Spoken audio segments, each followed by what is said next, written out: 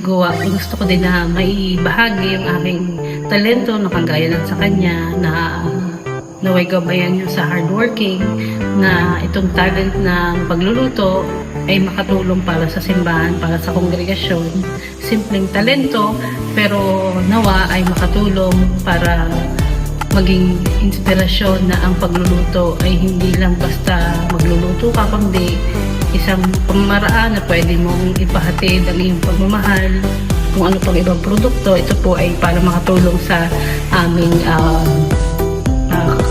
samahan ng aming Oblate Sisters of St. Joseph, kung ano man pong programa at project para sa kabubuti ng aming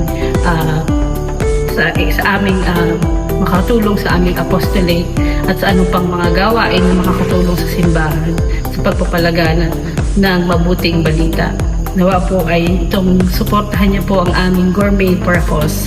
Salamat po.